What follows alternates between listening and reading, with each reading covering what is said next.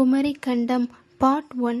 இந்த கதையை பற்றி நீங்கள் தெரிஞ்சுக்கணும் அப்படின்னா கிட்டத்தட்ட 30,000 ஆண்டு காலங்கள் நீங்கள் பின்னோக்கி வரணும். நம்மளுடைய தமிழர்கள் யாளிகளை எப்படி அடக்கி போரில் ஈடுபடுத்தினாங்க, அவங்களுடைய போர்க்கலை வாழ்க்கை முறையை நம்ம இந்த கதையில் பார்க்கலாம்.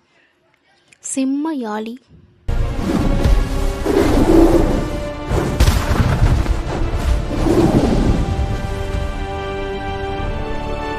கஜமுக யாளி.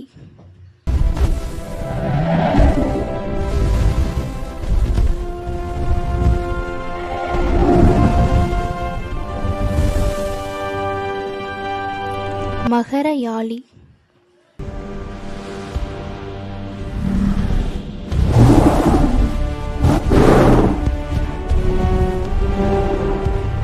நாய்முக யாளி.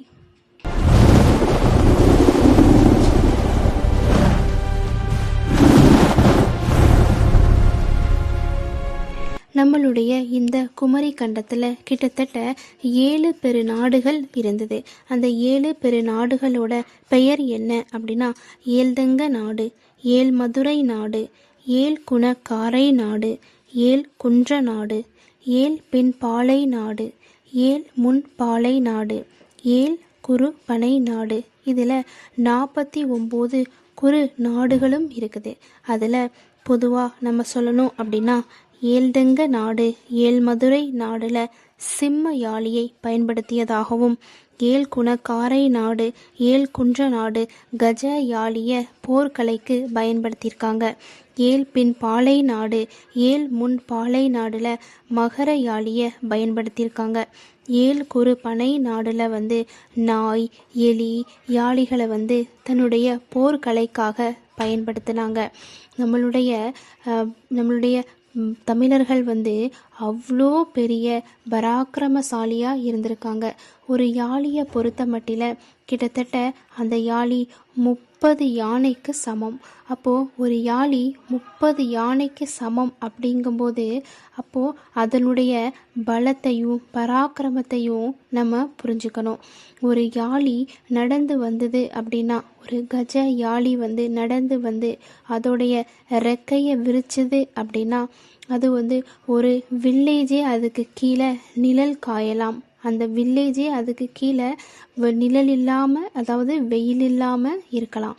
அப்படிப்பட்ட மிகப்பெரிய ஜாம்பவானா இருக்கக்கூடியது யாளிகள். அந்த யாளிகளை கூட அடக்கி வாழ்ந்தாங்க அப்படிங்கிறது ஒரு அதிசயமான ஒரு விஷயம். இது கற்பனையா உண்மையா? இந்த கதையை கற்பனை கலந்து இது வடிவமைக்கப்பட்டுள்ளது.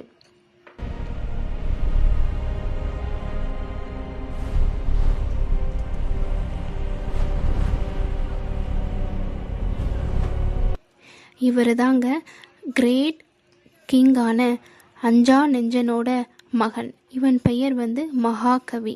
மகாகவியை பொறுத்த வரைக்கும் கிட்டத்தட்ட 3 வருட காலமாக யாழியை அடக்கிறதுக்காக இந்த காட்டுக்குள்ளேயே இருக்கிறான். இந்த காட்டை நம்ம யாளிகளின் காடுகள் அப்படின்னு சொல்லலாம். இதில் எல்லா விதமான யாளிகளும் இருக்குது.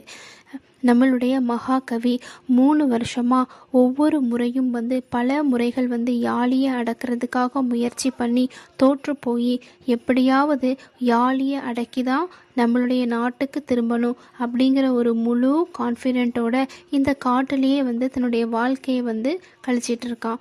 அதாவது ஒரு கிங்கை பொறுத்த வரைக்கும் எப்போ கிங் ஆவார் அப்படின்னா அவங்க யாளிகளை அடக்கணும். ஒரு யாழியவாது அடக்கி அவங்க கஜகேசரி சிம்மகேசரி அப்படின்னு இருந்தால் மட்டும்தான் அவங்க அடுத்த அரசனா அவங்க தேர்ந்தெடுக்கப்படுவாங்க. சப்போஸ் அவங்க யாழியை அடக்க முடியலை, இனி அரச குடும்பத்தில் வாரிசு இல்லை அப்படின்னா குடிமக்களுக்கு அந்த விஷயம் போகப்படும். குடிமகன் எவன் ஒருவன் ஒரு யாழியை அடக்கி வந்துட்டான் அப்படின்னா அவன் அடுத்த அரசனா தேர்ந்தெடுக்கப்படுவான். இப்படி தான் நம்மளுடைய குமரி கண்டத்துடைய வாழ்க்கை முறை இருந்தது. நம்மளுடைய மகாகவி பல முறை யாழிகளை அடக்கி ஆண்டு அதில் தோற்றிருக்காங்க. ஆனாலும் விடாமுயற்சியோட யாழியை அடக்கியே நான் நாடு திரும்ப வேண்டும் அப்படின்னு முயற்சியோட இருக்கிறாங்க. இதுதாங்க யானை முக யாழி. யானை முக யாழியை பொறுத்த வரைக்கும் அது தாவர உண்ணி ஒரு மரத்தையே வேரோட சாய்ச்சி அதுக்கு பிடிச்சமான பார்ட்டை கடிச்சு சாப்பிடும்.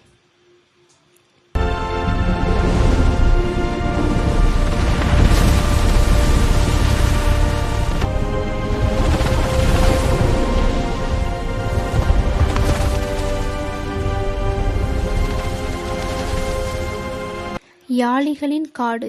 யாளிகளின் காடு வந்து அமேசான் ஃபாரஸ்ட்டை விடவும் பல மடங்கு பெருசு. இதில் பலவிதமான யாளிகள் இருக்கு. சிம்ம யாளி, கஜ யாளி, மகர யாளி, நாய் யாளி, எலி யாளி, இப்படின்னு எல்லா வித யாளிகளுமே வந்து இந்த காட்டில் இருக்குது. இந்த காட்டோட பெயர் வந்து யாளிகளின் காடு.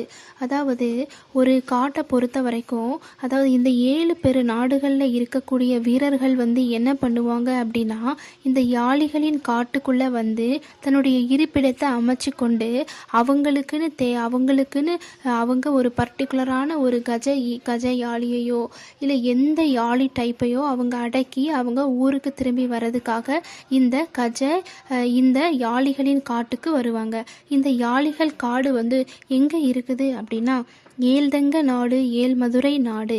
இந்த ஏழ்தங்க நாடு ஏழ்மதுரை நாடுகளுக்கும் 2 நாடுகளுக்கும் பொதுவாக இந்த யாளிகளின் காடு வந்து இருக்குது.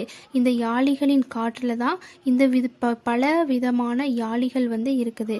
ஒரு யாளி நடந்து வந்ததுன்னா அங்கே இருக்கக்கூடிய இடமே அதிர்ந்து போகும். அதோட கர்ஜனைக்கு அங்கே இருக்கக்கூடிய விலங்குகள், அங்கே இருக்கக்கூடிய படகுகள், பறவைகள் எல்லாமே என்ன பண்ணும் அப்படின்னா சிதறி ஓடும். அதாவது ஒரு சிங்கமுக யாழியை பொறுத்த வரைக்கும் அதோட பிரதான உணவா எது அமையுது அப்படின்னா யானை வந்து அதோட பிரதான உணவா இருக்குது.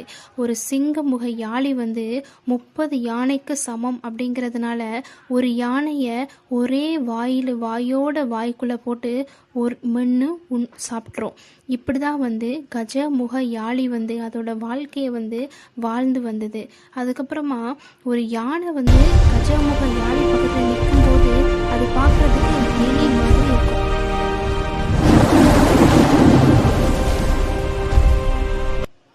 இவர் தாங்க நம்மளுடைய மகாகவி என்ன பண்ணுறாரு அப்படின்னா, ஒரு யாழியை அடக்க போகிறதுக்கு முன்னாடி ஈஸ்ரீ அப்படிங்கிற ஒரு மூலிகையை தன்னுடைய உடம்புல தேய்ச்சி தன்னுடைய உடம்பு வாசம் வந்து அதுக்கு பட்டு அது வந்து கண்டுபிடிச்சிடக்கூடாது, அதுக்கு வந்து கோபத்தை கொடுத்துடக்கூடாது அப்படிங்கிறதுக்காக அது மேலே வந்து தடவுறாரு.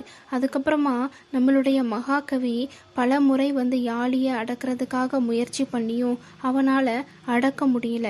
ஆனாலும் கூட கண்டிப்பாக நான் அடக்கியே ஆவேன், ஒரு யாழியை அடக்கிட்டு தான் நான் ஊருக்கு திரும்புவேன், கோழையாக இந்த மண்ணில் நான் மாண்டு விட மாட்டேன் அப்படின்னு சொல்லிட்டு அந்த யாழியை அடக்கிறதுக்காக என்ன விஷயங்கள்லாம் பண்ணணும், யாழியை அடக்கிறதுக்காக அவருடைய அப்பாவான அஞ்சா நெஞ்சன் வந்து அவனுக்கு என்ன மாதிரியான ட்ரைனிங் எல்லாம் கொடுத்தாரு அப்படிங்கிறத வந்து எல்லாத்தையுமே நினைத்து ஒரு விதமாக அவனுடைய மனசை வந்து ஒருங்கிணைத்து அவன் வந்து அமைதியாக தவம் பண்ணி அவன் வந்து என்ன பண்ணுறான்னா, கண்டிப்பாக வந்து நம்ம ஒரு யாழியை அடக்கி நம் நாடு திரும்பணும், நம்ம வந்து ஒரு கஜ கேசரியாகவோ ஒரு சிம்ம கேசரியாகவோ நம்ம வந்து இருக்கணும். அவருடைய அப்பாவை பொறுத்த வரைக்கும் இந்த கிரேட் அஞ்சா நெஞ்சன் கிட்டத்தட்ட யாழிகளை அவர் அடக்காத யாழிகளில் ஒரு வகை கூட இல்லை. அவர் எல்லா யாழிகளையுமே வந்து அடக்கிட்டாரு. அவனோட பையனாக நான் கண்டிப்பாக யாழியை அடக்கியே நான் ஊருக்கு திரும்பணும்னு முழு முயற்சியோடு இருக்கான்.